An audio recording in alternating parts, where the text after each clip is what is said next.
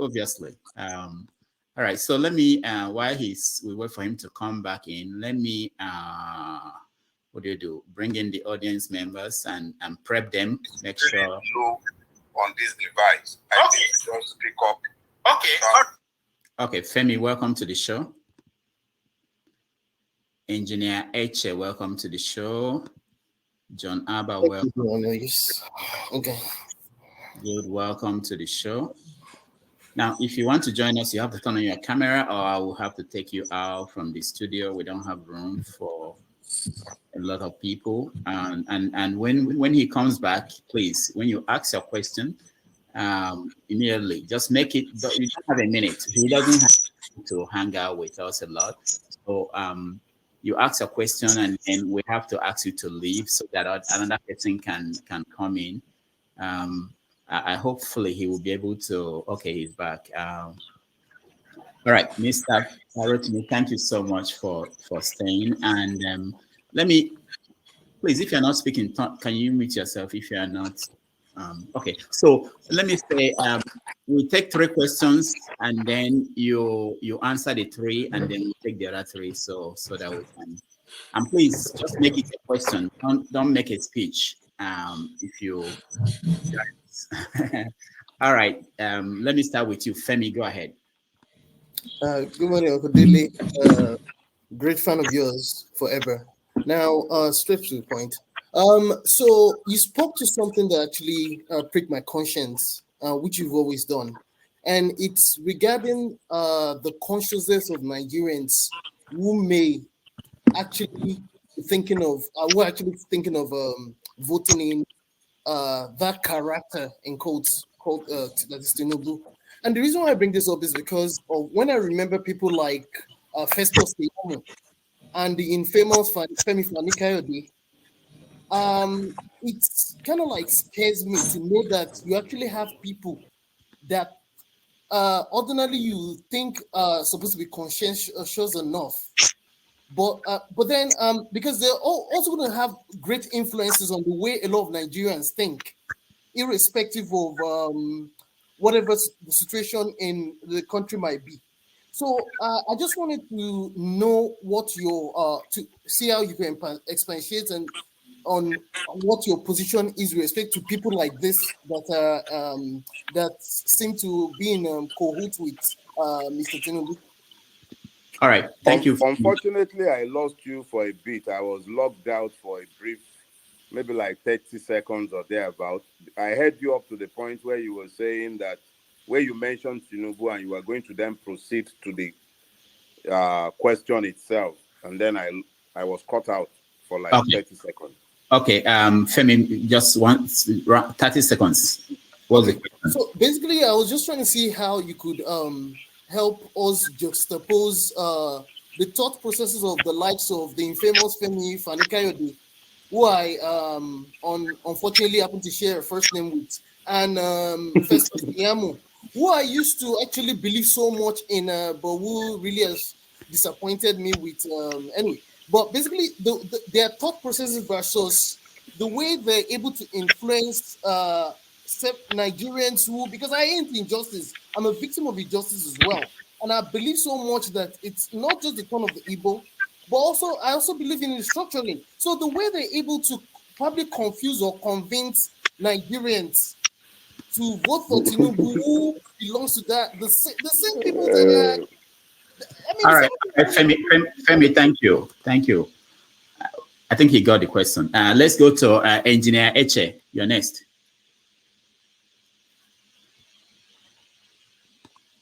Thank you, Dr. Damages, and thank you, Mr. Dele.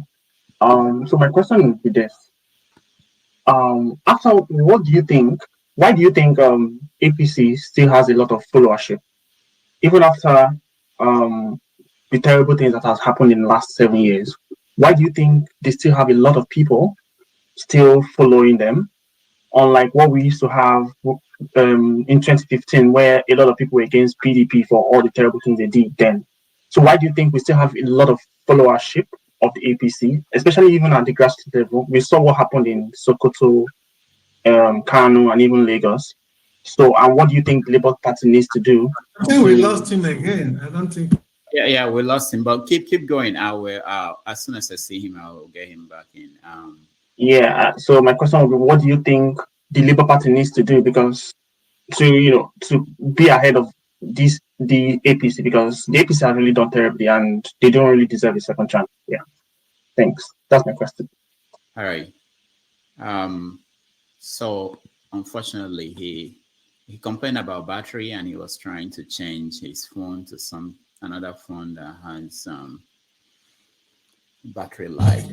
See, that's the situation of Nigeria that we are all battling for. See what Nigeria can do. Nothing is dependable. Nothing is working. Literally nothing is working.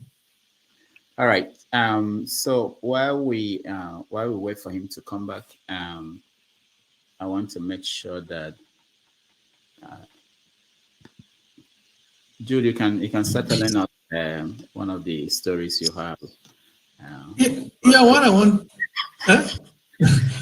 No, what I want to say is that sometimes I don't worry, he's back. He's back. Okay. All right. Don't worry. Everyone who has abused me in my absence, all their abuses, now that I'm back. But I'm pissed that I was lost. It was the network. I don't know why. So I changed the battery, the device. Okay. So let's just take it that I have 30 minutes left with you. So we've lost all that time. We can put a gentleman named Femi who was wondering how the likes of Keyamos and FFK are busy misleading people. I heard that bit and I respond. But the second one, Engineer Eche, go ahead. Okay, thank you very much. Mr. Dale, thank you. My question would be, why do you think APC still has a lot of support, even among the poor Nigerians?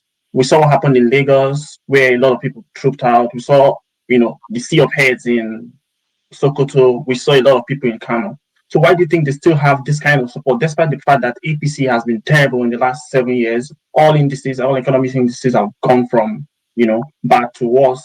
So why do you think people still support this party that shouldn't really be given a second chance? Yeah. And what is the Labour Party doing to be able to ensure that they win this election? All right, thank you. Janaba, you're next. Thank you, Dr. Rudy, for having me on your show. And thank you, Uncle Dele, for coming today. Have your say and have your trouble shows. My question to you is that with all you have said about Nigerian 99 constitutions, and you accept the responsibility to be a spokesperson for Peter Obi campaign, what do you think you are risking while the constitution is still not changed? Secondly, with what you have had what you have in your record in the past, I mean good thing, not bad thing, what do you think will happen if Peter Obi do not win in 2023? All right, thank you. So you take the 3 questions and then we go to the next 3. Okay, I'm just trying to write down that part. Okay, so you forgive me, gentlemen, if I'm not calling names familiarly as I'm answering the questions. I remember Femi because he compared himself to FFK. God forbid that you are anything like FFK. I bind the spirit of FFK in your life. Say amen. He's saying amen somewhere. So here is the thing, right? And the first and part of the second question actually dovetails into each other somewhat because they explain each other. Every unjust system, such as the one governing Nigeria, requires its Keyamos. It requires his Festus Keyamos. It requires his Femi Fani-Kayodes. It requires his Lai Mohammeds. It requires his Chukwumerije in his time. There are types. They are not necessarily persons. They are not characters in their own right. They are merely types. there must be those who explain evil, who apologizes for it, who seeks to normalize it. There was Gobel. These types always exist. They've always existed in human civilization, and they will not stop existing on account of my pains and your pains. But the people themselves have a duty, and those of us who believe that those people are wrong, we have a duty to speak in our own spaces to the abnormalities that they are seeking to normalize. There aren't any magic bullets other than the truth. Speak it in your own space sufficiently to let other people understand that things can change if they would make the difference in their own space. Femi Fani-Kayodes is not an unknown quantity to the Nigerian people. Obasanjo was specific. He said, give him food and he'll sing and dance for you.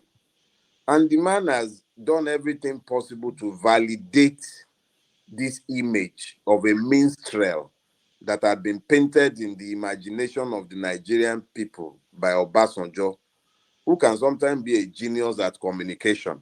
So when you now think that the Nigerian people have been sufficiently stupefied to the point where they are taking their cues from characters such as Femi Fani-Kayodes, what has he done with his life beyond living a despotic, sybaritic lifestyle of women, drugs? What has he done?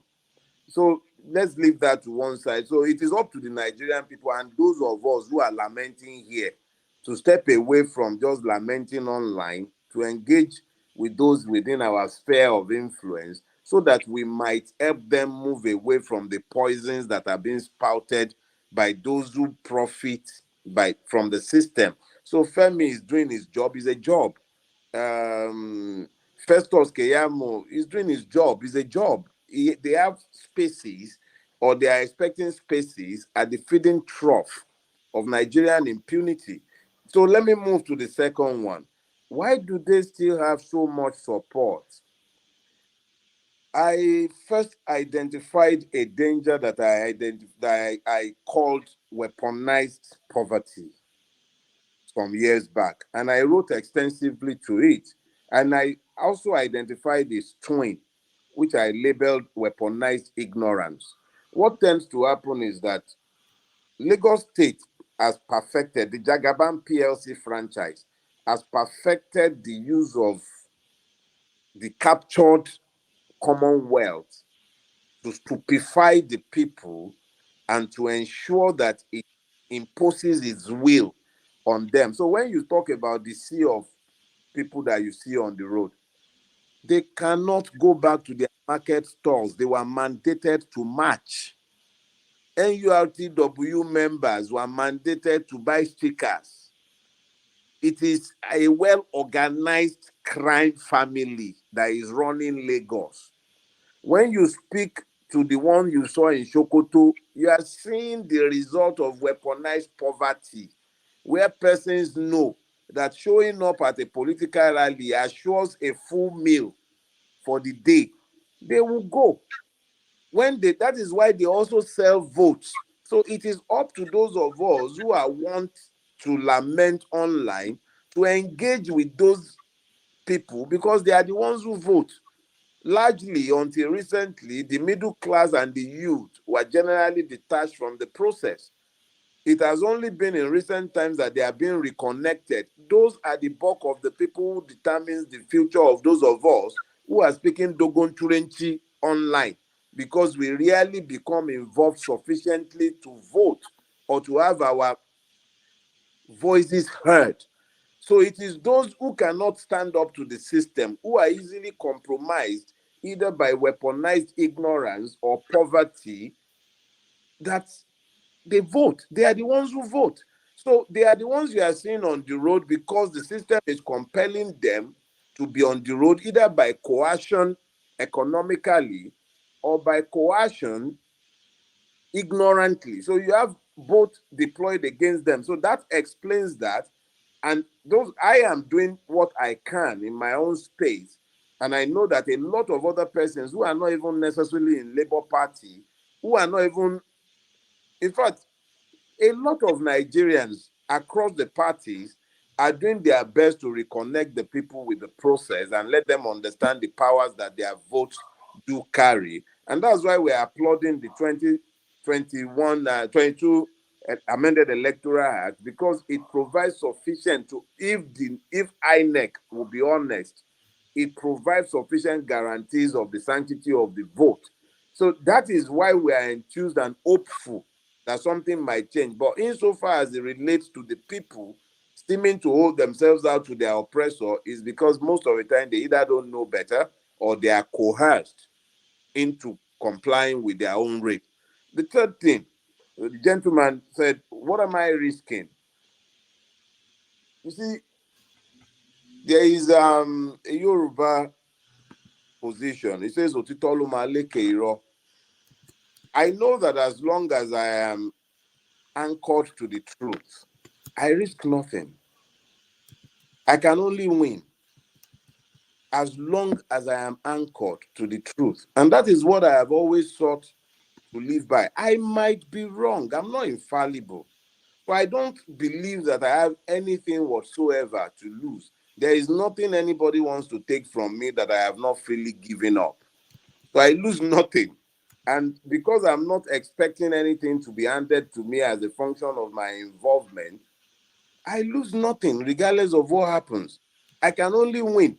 History will recall that at a critical point in the life of my country, I stood up. I took a position. I did my own bit. That's enough for me. I can't lose. So when you now speak to how that dovetails into not staying outside the process and continuing to fight for the destruction of the 1999 Constitution, as I have made eloquently clear, there are only two paths to the destruction of the 1999 Constitution. You are either going to do it by bearing arms, or you are going to do it. Sorry, please. You're either going to do it by bearing arms, or you are going to have to do it by engaging with the electoral process. When you engage with the electoral process, you might win in one cycle. It might take 2 cycles to get there, but you've signed on. You're either a Democrat or you are not.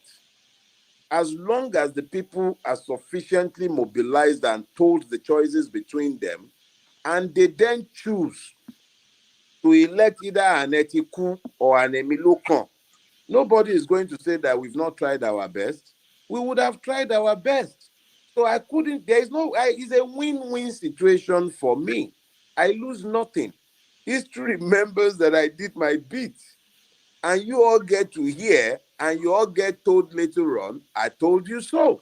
Because I did the same in 2015, and you lot didn't hear. I told you this was exactly what was going to happen. Go back to the titular piece and do not die in their war. It's clear. I told you nothing will change. Apparently, I didn't even know it would get worse. So please, I don't think I lose anything. It's a win-win situation. Thank you very much. All right. Thank you. Okay, so we're going to go to Jude. Jude, you are next. And for those who have asked their questions, please, can you get room for new people to... Jude, you are next. Go ahead. Yeah, good evening, Mr. Dele. I'm happy to meet you here on the forum. And Thank you, sir.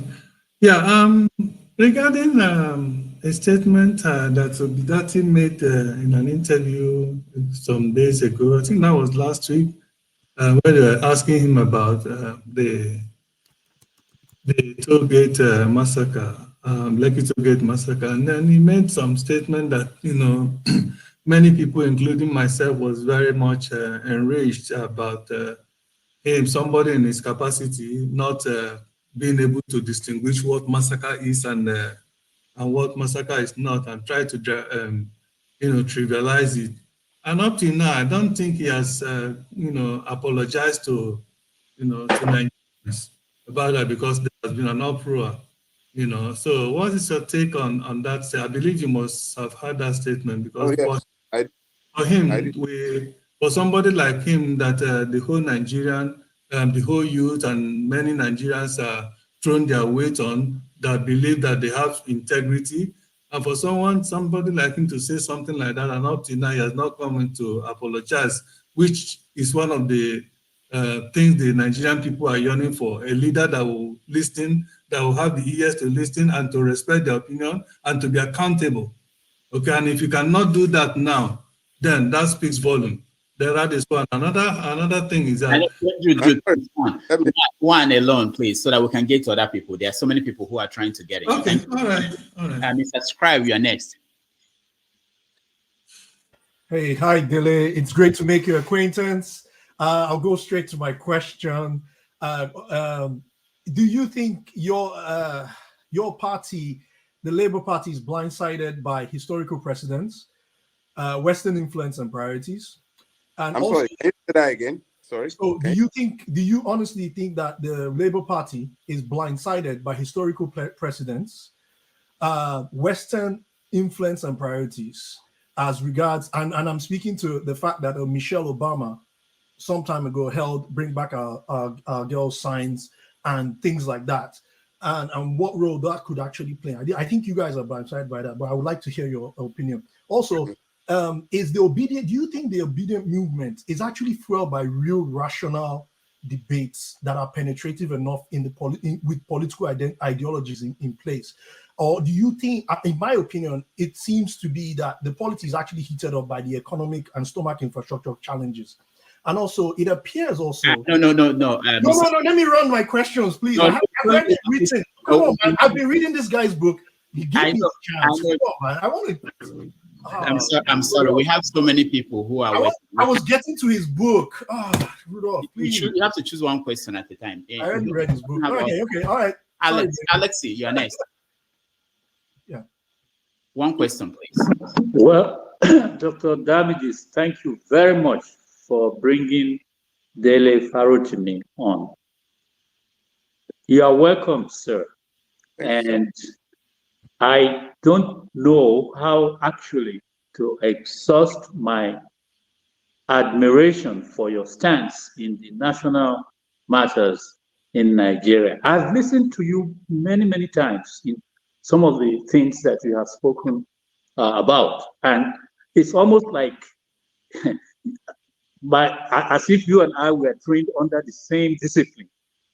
I'm not a lawyer, but for you to even retire as a lawyer, to me, we are going to lose someone in that field. Please do something still. Of course, you are doing something now, but we need, even if we have 10 of you as Nigerians, we will be going in the right direction. However, the solution to our problem is not the same like you have for me. I do admire your efforts, and I will have two questions. No, one, please. And one question. Yeah, and round up. Okay. I doff my hat for this gentleman. Omo Oluabi Oloto Eni Ododo Lomba Leni. He knows what I've said by what I've just spoken in Yoruba. Let me not waste time with that. A cabo. It will be that you have identified as the best of the three. Is definitely, I don't care what anybody says in Nigeria, he stands out. And I'm not surprised that you have, I would say, managed to be in support of him. That's the best you can make out of the three. Now, he says something that I feel you might have a different feeling about. I may be wrong. He says that he's not looking back. He does not want to look back. And that means that I don't know how you understand that statement. You've heard him say it before, and what you think about that statement of his, that he is not looking back. All right. Thank you, Alexi. So okay. I'll keep until you answer the questions, and they have to leave and then let other people in. Go ahead, Mr. The first question asked about the dirty gap. I call it the dirty gap. I call it a gaffe for one reason. I listened to it only after I saw the uproar online. I'm not really a follower of news, but when I saw the uproar, I went to listen to the clip. And what I heard was a man confessing ignorance, not a man denying genocide. I heard a man confessing ignorance. And I did say at the time that if I have the opportunity to have a sit down with him, I'll be happy to educate him on the subject and explain to him that the Lekki NSAS panel, which was peopled completely by persons nominated by the Lagos state government, found as a fact that there was a massacre at the Lekki toll gate. That is a finding fact by Dele Farotimi, but by the judicial panel of inquiry set up by the Lagos state government. There was a retired AIG or a Lakano. He was sat on that panel, and he too confirmed in his own, as part of that panel, that there was a massacre. There were 3 persons from the Lagos State Ministry of Justice. 2 of them have become judges today after the panel sitting. So the fact that there is a massacre is not a subject for debate. And I believe that Mr. Dati was misinformed and miseducated. And as far as I'm concerned, I'm not mincing words in saying so. I spoke with sufficient number of survivors after the fact, and I helped to organize survivors' testimonies before the panel. So I'm not somebody who is what he does not. I know as a there was a massacre, and I'm not going to advise that knowledge on the basis of some political expediency. But as I have said, I listened to the clip. Most of the outrage was contrived and intended for political consumption. The man clearly confessed ignorance. It wasn't a denial. It was an ignorance. He could have used better and more elegant language to convey his ignorance, because that is all it is. It cannot, by any stretch of the nation. If we are dealing with, you cannot have an argument when you do not have a disagreement. The fact established by the judicial panel is that there was a massacre.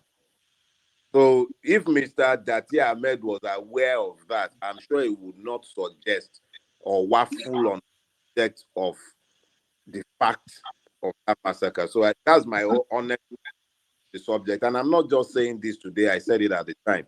The second one is gentleman who believe that perhaps the Labour Party been blindsided by historical precedents and all of that. You see, there is something we need to understand very quickly. You cannot run faster than the people you seek to liberate. I am not a member of the Labour Party. I do not belong to any political company beyond the Afenifere. I am not speaking on behalf of the Labour Party. I am nominated to speak on behalf of the OB campaign. Be a member of. So let's be clear to make that distinction. Now, speak to blindsiding. It is born of an assumption. You have a bird eye view of the battle terrain, and there is some other better alternative to the current battles. Whether those of us who are taking the position in are right or wrong will only be borne out by time.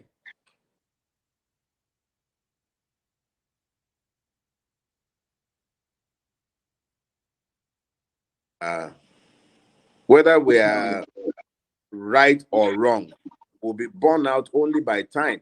So the only thing that you cannot accuse us of is inaction. We've taken a position based on the existential realities that we are confronted with. What are our options? Very few. So we've taken a position on the basis of our objective realities. We might be right. When I say we, I'm speaking to the collective. I and other people who have joined the obedient movement, which is operating within the Labour Party, which I would prefer to see more or less like the old Nadeco. Everybody comes with different tendencies to achieve a common not necessarily because we are agreed on all of the issue, but because at the moment, that is what is expedient to get out of our immediate mess. Somebody like me will not be joining any government. I've already outlined that. My intention to make sure that every promises that has been made by Mr. Peter Obi, he will have to fulfill them, or I'll be out there making sure that sufficient pressure is brought to bear on him to keep his word. The other one is Mr. Peter Obi saying that he wouldn't look back. Well, Mr. Peter Obi is within his right to speak to his own intentions. I am unrelenting in my position that there must be an account for the NSAS massacre. So I intend to look back when power comes back. I am of the opinion that everybody who has stolen from the Commonwealth, the Ponje of this, the off the mic, this world. I mean, that is not Peter Obi to be chasing now. That's the job of the ICPC and the SFU and the EFCC. That is not Peter Obi looking back, unless Peter Obi is suggesting that he's going to stop those bodies from doing their constitutionally assigned duties.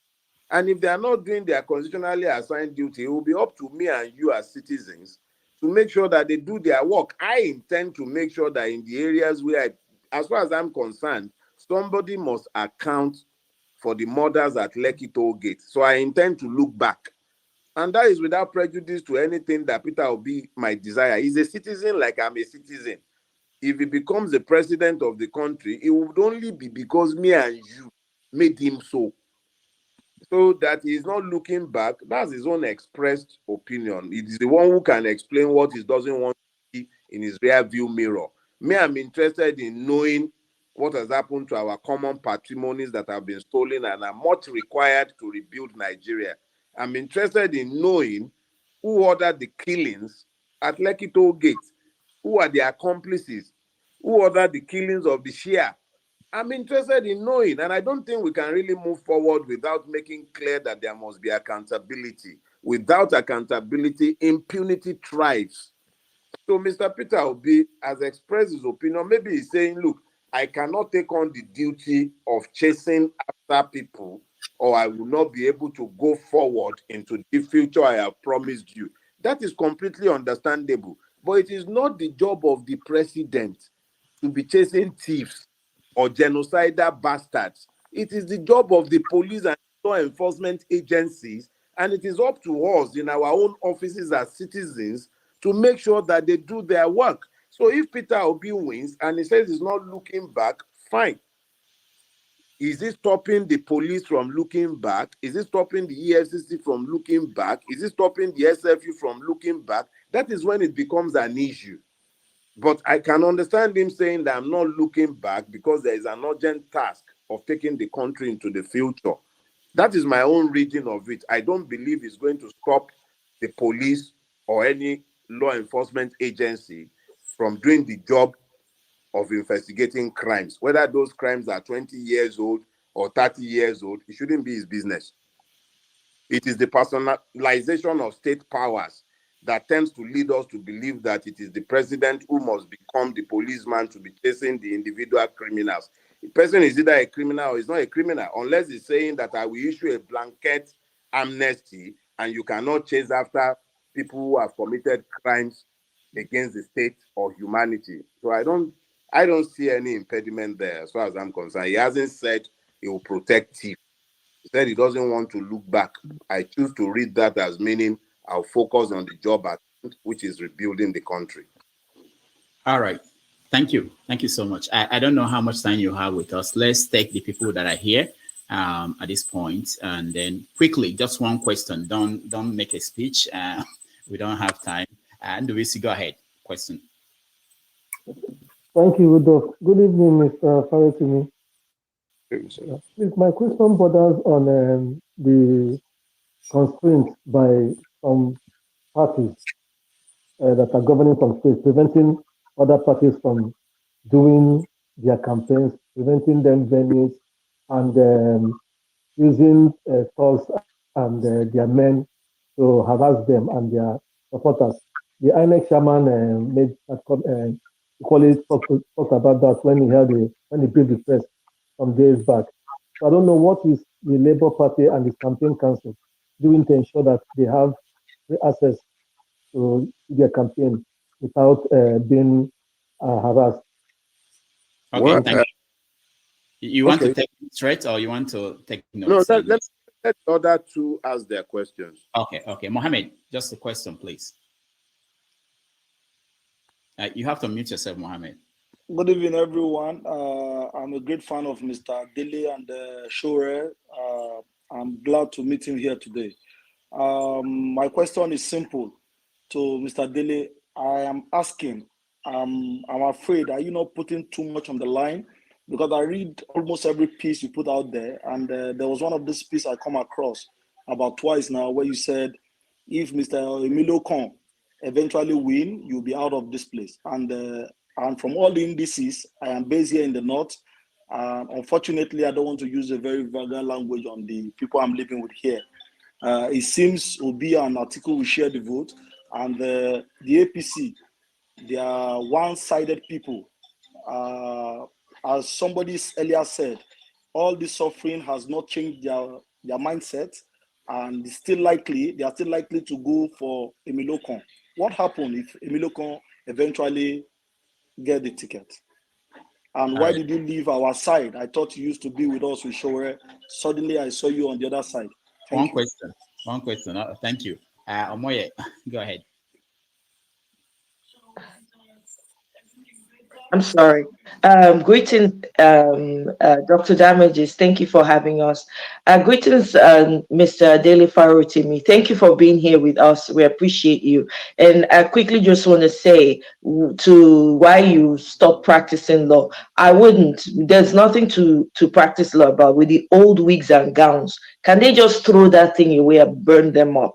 Because we need to identify with who we really are. Ankara is there. There are different materials we can use. Anyway, quick question that I have is, so there are some interior villages, right?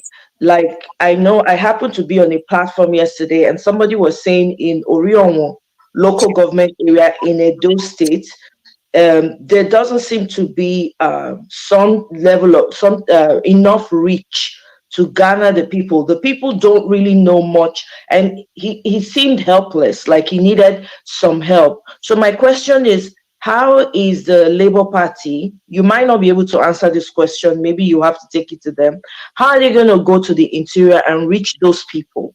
Because there are people in the villages, some of them have not had light for 3 years, according to what we heard. So can they please do something about it so they can get to those villages and talk to those young people so they can get their votes as well?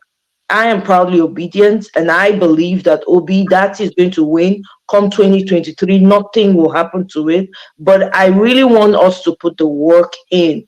And also, please, can you tell Mr. Peter Obi not to be wearing life jacket? I beg.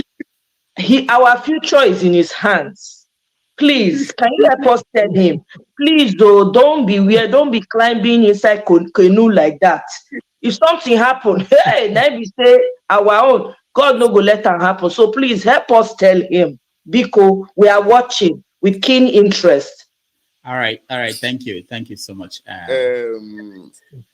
You see, we sometimes make the error of believing that when a word is used in Nigeria, it means the same thing as it does in other parts of the world. So when we speak to a democracy in Nigeria, we imagine that it is the same democracy in every other part of the world. Nigerian democracy is intrinsically woven into violence. It's part and parcel of the unfortunate history of Nigeria. Everywhere where you find impunity, where people do not account for their actions, then all kind of abnormalities become normal. So when you have a state like Lagos, for instance, where people are compelled to march on the street or have their stalls locked up or have their bikes confiscated, then you already, whether those people, if those people say no, violence is already being brought to bear on them. It's not only when they machete people on the street or kill people. And then you also very quickly understand that the Nigerian police is always happy to clamp down on peaceful protesters, but has no problem with escorting political thugs on mission for their overlords. So you find very quickly that there is a close nexus between the state, the criminal elements who inflict the violence, and the political actors themselves. So the Nigerian is often at the mercy of all these different elements, specifically because impunity reigns in Nigeria. So you find that the only way that you might be able to deter this violence is to either be sure that you are in sufficient numbers, that your numbers act as a deterrence against attack, or you also have to add in the perimeters of your own gatherings by defending yourselves, because they are not going to pull back from inflicting violence because it is part and parcel of the way the system is already configured.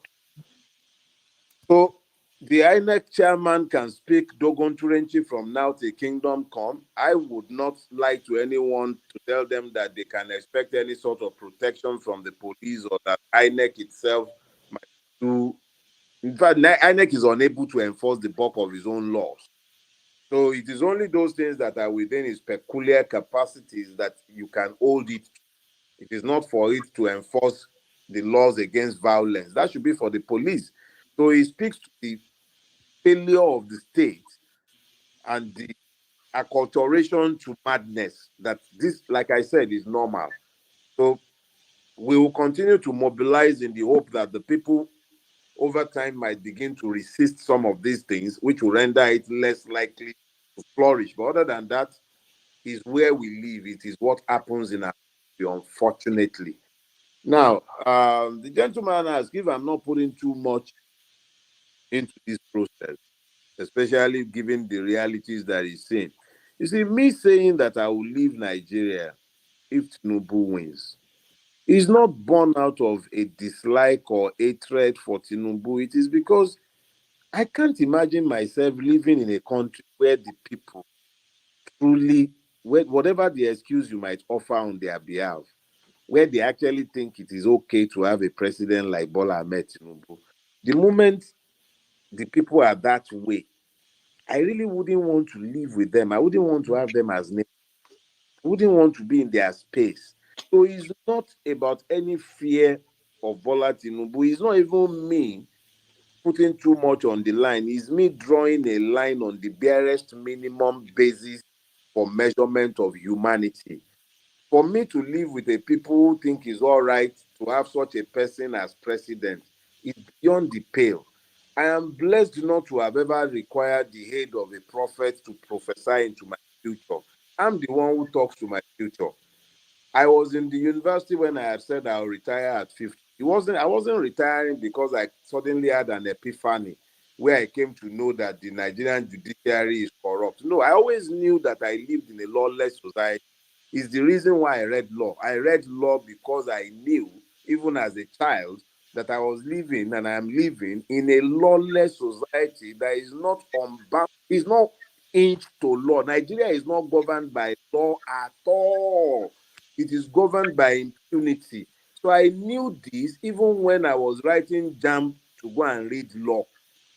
So when I entered to read law, it was for me to understand the parameters of the law, how I can bend it to my will, and how I can ensure that anyone who is looking to use the instrumentality of the law to oppress me is met by superior knowledge of the same law. So when a policeman is coming with his gra-gra, I'm letting him understand that to legitimize what he wants to do, he has to cock his gun because he's not offered that power by the law. I can say that because I know the law. And it is the same situation here. I am clearly familiar with my future, and I know I cannot coexist in a country that would elect Bola Ahmed Tinubu as president. It's not about the man. It's about the society that would do that. I wouldn't want to live with such a people. I'm not putting anything on the line. I'm just laying the parameters for the life I am prepared to live. So the last bit of the question, the lady spoke about who is going into the interior. I am of the firm opinion that anyone who is interested in a change in Nigeria has taken on the job of preaching that is message. It's not necessarily that they would bring El Dorado. We'll probably have to fight them as much as we are fighting Buhari now, because it's about changing that system.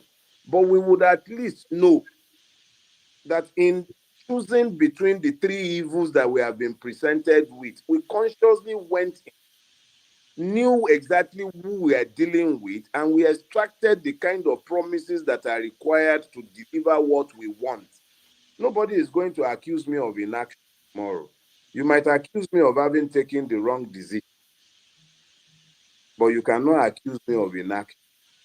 So anyone who is interested in changing Nigeria would have to step into the field. I will pass on your message, though. Don't get me wrong, Omoye. I will definitely pass it on.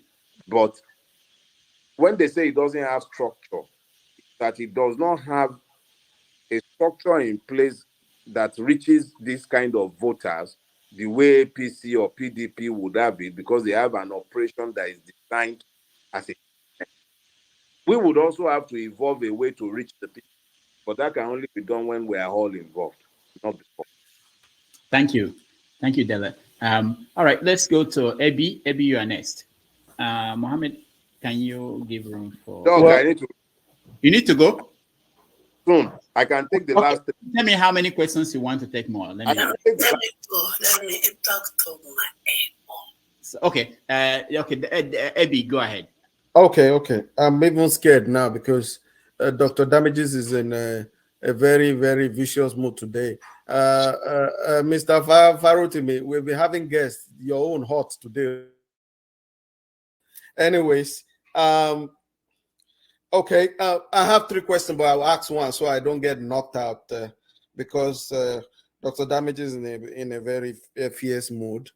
Okay, I don't know which one to choose now. Okay, I'll choose one of the questions. Restructuring, Mr. Farotimi, Babari Agbeu, can you give us a conceptual overview of how the restructuring is likely to be approached by, hopefully, or God's willing, an Obi Dati government? Now, what I'm saying here is how you think they are likely to approach it, conceptual. I'm not holding you on this word. Thank you. All right, good. Rohan, we just take 3-4 more, and then that's it.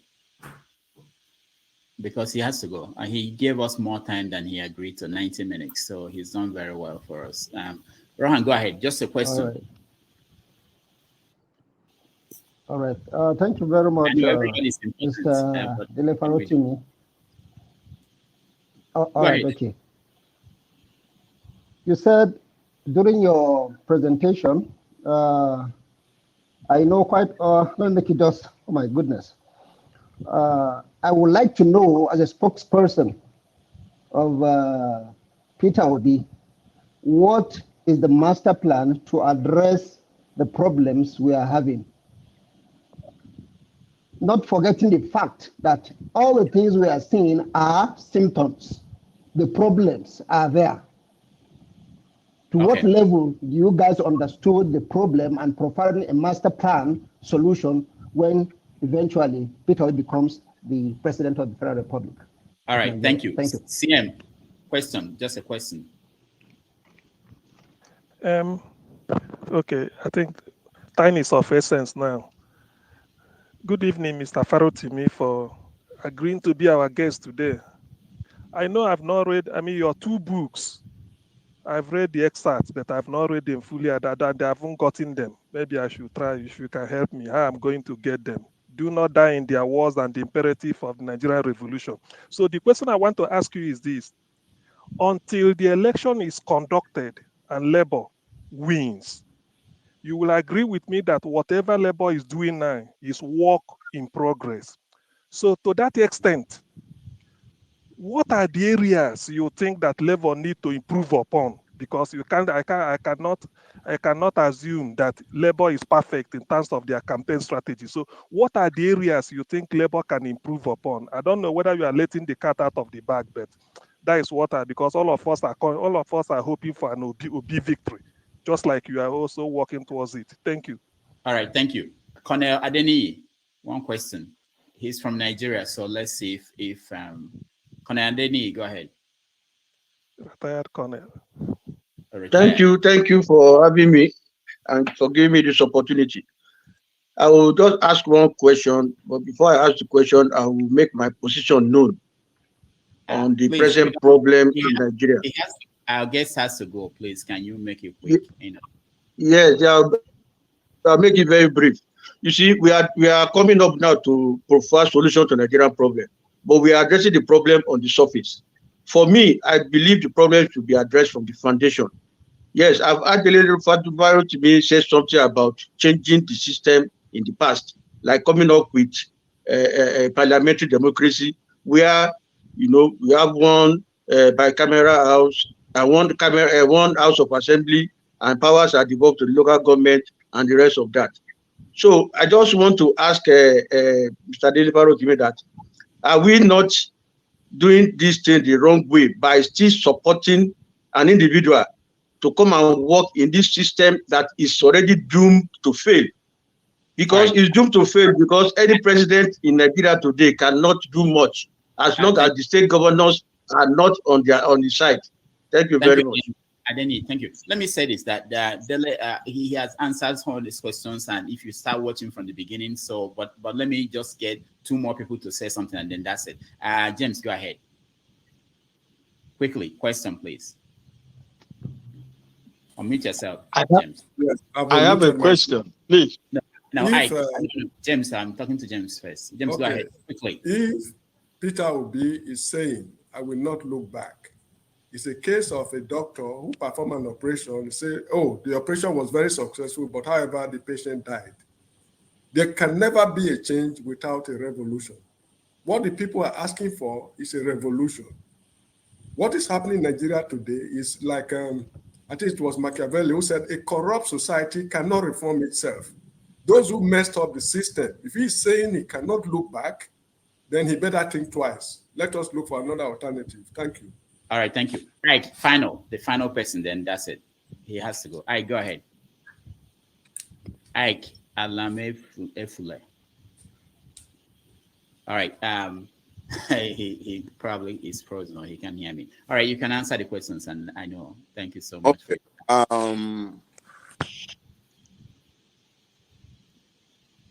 The gentleman, the first person asked for a conceptual overview of Obi's in Nigeria. I think the first thing that Nigeria is almost already destroyed beyond repairs. Regardless of who is winning power in Nigeria, to preserve it from dying and becoming completely dysfunctional, going the way of Somalia, perhaps, we would have to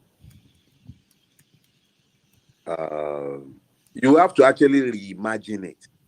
And when you listen to Peter Obi talking about his intention, you see very clearly that the man is already reimagining the country because it cannot, none of the things he wants to do are achievable within the existing legal framework.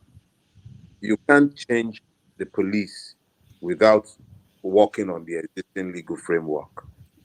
You cannot liberalize the electricity industry without touching the existing legal framework. So you already are looking at a government that is necessarily revolutionary in his intent. Whether he's able to deliver is another ball game entirely, but the intent. Revolutions will not always come with a Che Guevara or a Fidel Castro. Sometimes it comes in unthinkable gaps. The man has already proven himself revolutionary, quote and unquote, in the way he has dealt with his responsibilities in the past. So I'm not fixated on how the revolutionary must look and what he must wear. I am more interested in ensuring that the person is capable of delivering on the promises which dovetails with my own strategic objective. So the man has spoken extensively to what I consider revolutionary conceptualization or reconceptualization of Nigeria. You can't move from production, from consumption to production with a 36-state structure with 774 local governments. But we must also understand that you can also not change these things without consultation with all the other parties who have been given power within the existing legal order. So the Nigerian people themselves, even if we manage to elect a Peter Obi, we would merely have done the first part of the work. So to answer that, I think in relation to what a conceptual overview of his government is, I think to a very large extent, he's been long on details.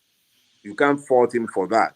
Whether these things are achievable would be entirely up to his capacity to bring the powers of his office to bear on the National Assembly as an instrument for change, not structured to be one.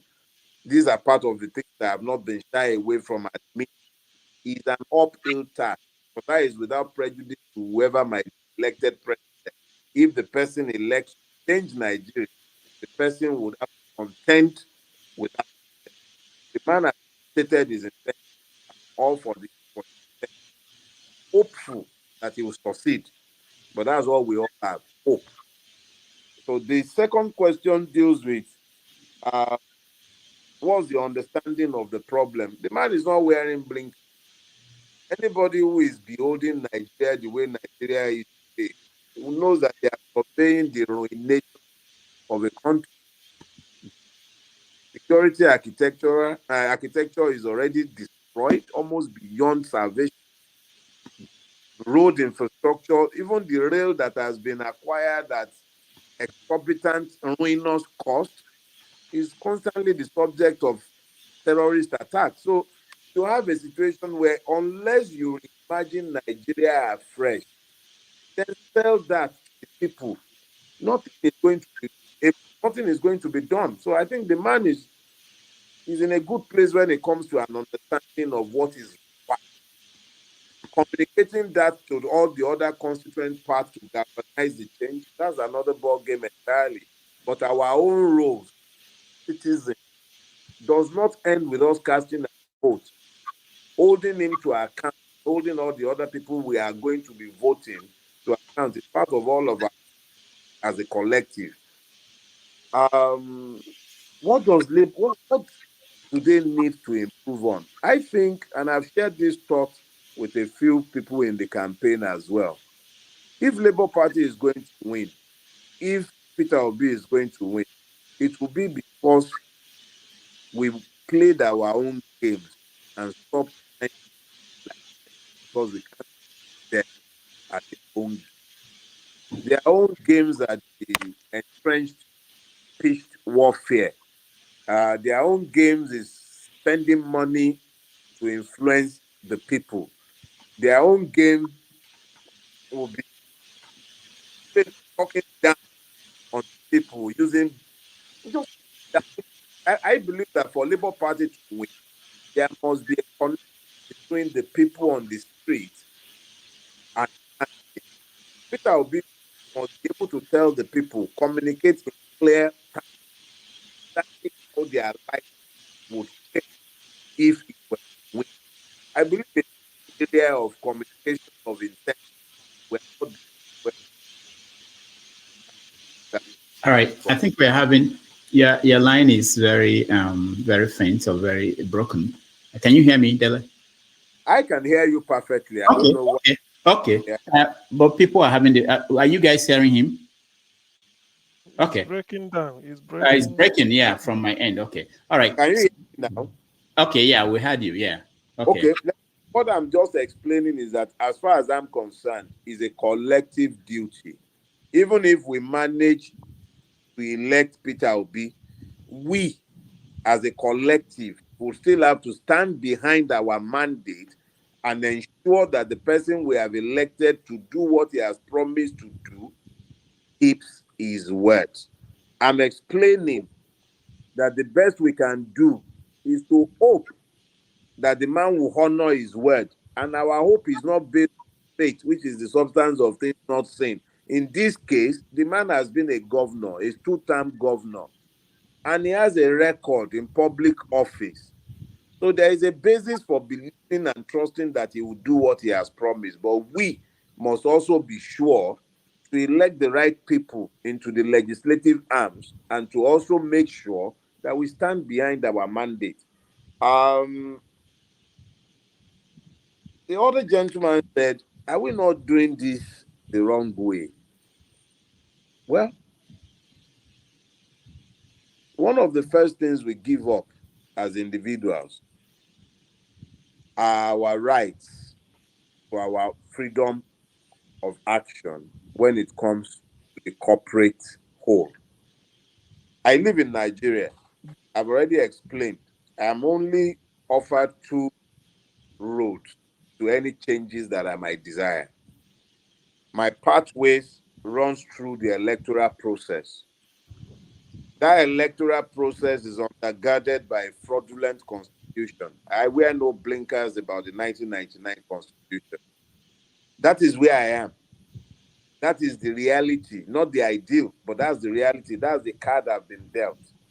So it is now for me to decide whether I walk that system to overthrow that system, or whether I want to walk outside the system to overthrow that system. In Nigeria, you are offered only the other choice of the gun. Street protests do not work in Nigeria. That's a fact. Because you have to sufficiently mobilize Nigerians in enough numbers before you might do that. Which means that the only time you can sufficiently mobilize Nigerians in that number will be after an electoral cycle. If we mobilize Nigerians sufficiently behind the Peter Obi candidacy and he then stolen from him, as was the case in 1993, you can then mobilize the people in sufficient numbers nationwide around the core ideas that you had mobilized them around when they were supporting Peter Obi. That is when you can have a popular revolution. In the absence of a galvanization of the people via the electoral process that allows the room to educate and mobilize, you cannot galvanize. You don't even have the space. The moment you stand up and speak to citizenship or rights, the Nigerian state kills you. But because we are speaking to an electoral process that it has instituted in the belief that it can control the outcome, we can speak to revolutionary ideas, such as we are doing in this cycle.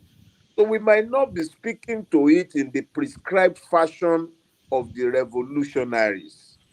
But those of us who are not revolutionaries, this is the only way we know to effect changes. We might be wrong. Those who believe that the revolution is the way to do it, I have never spoken against it. Let them engage the system, provoke that revolution. I'll speak to it myself happily because I want the change. But if I am left with the electoral cycle and a confrontation with the Nigerian state without possessing guns, then it's an uneven fight that I'm not going to take on and then lead people to their slaughter. The state has no qualms with killing the people.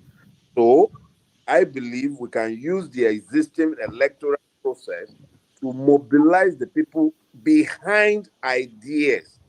I am supporting Peter Obi not because of his person, but because of the ideas. And I have done everything I can at every point to speak to the ideas, so that if he himself gets into power, it is the ideas that I will be holding him to, not his person. And if he is denied power, it is the ideas that we have been mobilizing people behind that we will be speaking to in mobilizing the people to resist any such power grabs. So I quite understand that we would have a multiplicity of opinions on the path to the market. But in this case, this is the path that I have chosen. Ultimately, You cannot know better than the people, no matter how wise you are. If you are traveling on your own, it has become majolo monwenye. In this case, the people, rightly or wrongly, are happy to be moved in a particular direction behind particular ideas and ideas. I believe the proper thing for any revolutionary to do in this system is to read the room properly and work with what we have to get what we desire. Compromises are always made in politics. The only thing you may not compromise are principles. Methodologies are always adaptable, and that's where we are. Thank you. Thank you so much, Mr. Farotimi. Can we ask one question? No, he has to. At this point, really, I know it won't end today. Thank you so much for Doctor, joining. this is very important, sir. Just one. The world will end. Thank you so much. We will continue the conversation after.